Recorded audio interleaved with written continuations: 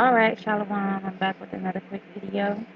Today we're going to talk about unraveling the desires of your heart. And the scripture uh, text, the main focal point of the scripture, the lesson is based on is Matthew 6, verse 19 through 21. And I'll read that real quick. And it says, "Lay not up for yourselves treasures upon the earth, where moth and rust doth corrupt, and where thieves break through and steal. But lay up for yourselves treasures in heaven, where neither moth nor rust doth corrupt, and where thieves do not break through nor steal. For where your treasure is, there will your heart be also." And the reason we're unraveling, and unraveling is to untangle or to separate, or is defined as investigating and solving or explaining something complicated or puzzling. And we have to unravel our heart's desires because, as the scripture says, um, wherever your treasure is, and a treasure is something desired or cherished or held dear to oneself, something of value. Wherever your treasure is, there your heart will also be. And when we look at the word treasure in that context in the scripture, that's Greek number G2344, and it's defined as a deposit or wealth. So it is something of great value. And when we look at the word heart in that scripture context, it is Greek number 2588, which is speaking to the mind and our thoughts and feelings. They all stem from the mind. So our mind, our time, what we devote ourselves to, and what we give priority to, that's basically all we consider valuable, or what we cherish the most. That's what we give most of our thoughts to, most of our time to. That's what we prioritize. And that can be work, job, family. I mean, it's a lot of things here in the earthly realm, in this kingdom, that we can put, or that we do put value into, and that we do hold in the highest regard, and that we do cherish. But we have to be careful not to cherish that more than the Most High and His righteousness and His will. I have a couple more scriptures I want to read just to give additional context, and one is Proverbs 22:1, and that says, "A good name is rather to be chosen than great riches, and loving favor rather than silver and gold." And I have two scriptures in Colossians. The first one is Colossians chapter 2, verse 8, and that says, "Beware lest any man spoil you through philosophy and vain deceit, after the tradition of men, after the rudiments of the world, and not after Yeshua the Messiah." And Colossians 3, verse 2 and 3 says, "Set your affection on things above, not on the things on the earth. For ye are dead, and your life is hid with the Messiah in the Most High." So, I'm sorry, my hair is itching. um, the word tells us that Our desires should not be upon the earth. But when we look at how we are conditioned every day, our people are conditioned to seek this American dream, it, which does not pertain to us. It has nothing to do with us. This so-called American dream is really our nightmare. It's really Jacob's trouble, okay? And it's not something we should seek after because the scripture clearly states not to lay your treasures, you know, on the earth where they're corruptible, where they'll perish. You know, this kingdom is going to be done away with soon.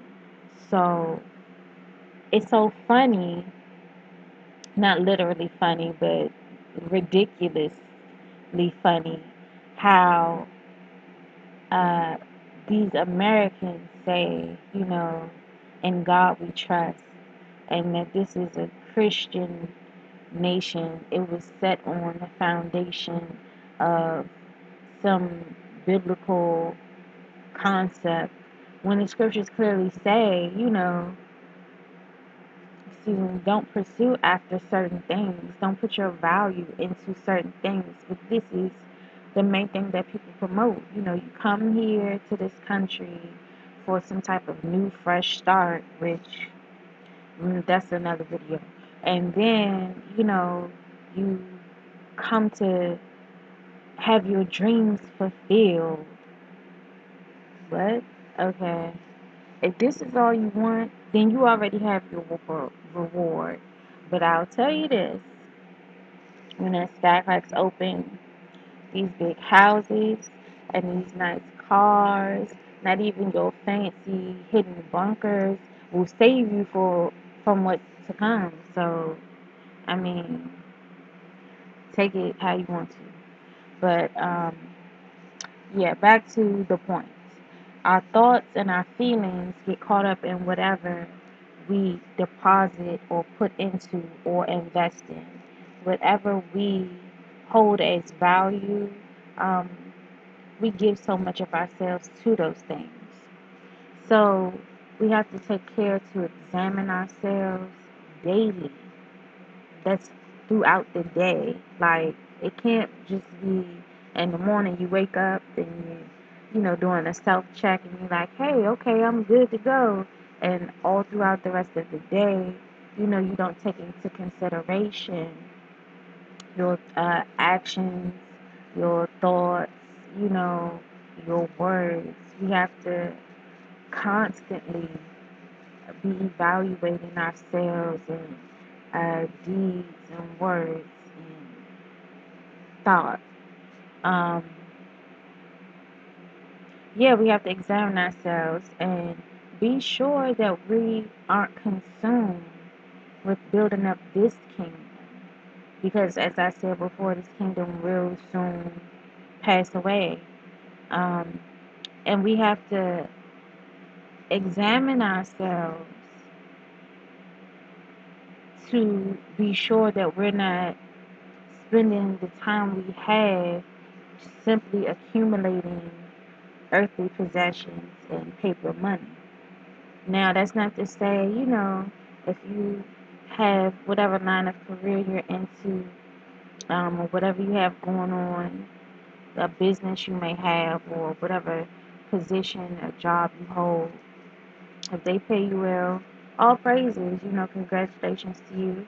Um, but don't let that be your end game. Don't let that be your focus to just work, to accumulate stuff, you know, um, and just to have this paper money that if you set fire to it, then it is of no value. Okay, so, you know, I call it monopoly money. But anyways, we have to ensure and examine ourselves so that we don't miss the mark of seeking the Most High first, seeking His kingdom first and His righteousness. Um, we can't afford to put the kingdom to come, soon coming, on the back burner. You know, um, a paradigm shift must occur so that we can reevaluate ourselves, our circumstances, and refocus our heart's desires, as it states in Romans 12, verse 1 and 2. Present your bodies as a living sacrifice, wholly acceptable unto the Most High, which is your reasonable service, and not to be conformed to this world, but be transformed by the renewing of our minds. That transformation is that paradigm shift. We have to look at things differently, look at them through righteous eyes and not from the worldly rhetoric that is spewed towards us all throughout the day. This is why we need self-evaluation all throughout the day, because we're constantly attacked and bombarded with this stuff all throughout the day. And I was going to say something, but I forgot that quickly what I was going to say. But yeah, the scripture that spoke about um, the rudiments of the world and the traditions of men, you know, we have to really think about why we're here, how we got here, and what we need to do to get to where we really want to be once all of this stuff is done away with. You know, once it's all said and done, the the goal is to make it to the kingdom, you know, and to be with the Most High forever, for eternity. You know, we're not just looking for this worldly life. And the thing is, everybody has a number of days given for their life, and none of us know what that number is. So it would be foolish to simply focus on worldly things, not knowing how much time we really have left. So if there's something you need to change, definitely change it. If you're already on the right track, stay on the right track. You know, just incorporate that self-evaluation throughout the day. You know, and really focus and meditate on the word. That way, when something does come up, then you'll have like, uh, how can I put this? You'll have uh focal point to refer back to, and you'll also have something to gauge your daily interactions by. When you meditate on that word, then that's how you gauge, and that's how you measure and examine yourself. You examine yourself by the word, and don't compare yourself to other people, but to the standards of the Most High. Okay? Um, so yeah, we just have to have that paradigm shift occur and build up our treasures in heaven. And so then I was thinking, it may be somebody who's like sincerely questioning, how do you build up treasures in heaven? Like, what does that consist of? And I really want to encourage everybody to study. Like, the word tells us what it's going to take to make it into the kingdom. It tells us what to do, and it tells us how to do it. I'll give a couple of examples, but the first thing to remember and consider is that the whole duty of man is to love the Most High and be obedient, you know, to follow the law, statutes, and commandments, to do the will of the Father. Because, as the word states, not everyone that says, Lord, Lord, will enter the kingdom, but only those who do the will of the Father. So, what is the will of the Father? The scripture outlines it from Genesis straight on through. Okay, he was constantly telling his people what was expected and what was required of them. But we have to do the will of the Father, you know, when We have to give alms, and a way to go about doing that. We need to pray. We need to fast. We need to share the word. And especially us as women, we need to be teachers of good things. So first we need to learn good things, and then we need to teach them. I'm big on not hoarding uh, knowledge and wisdom. We have to share that. That is something we're supposed to do. That's something we're charged with. So definitely be about those things and continue to research. Continue to study to show yourself approved and do that self evaluation.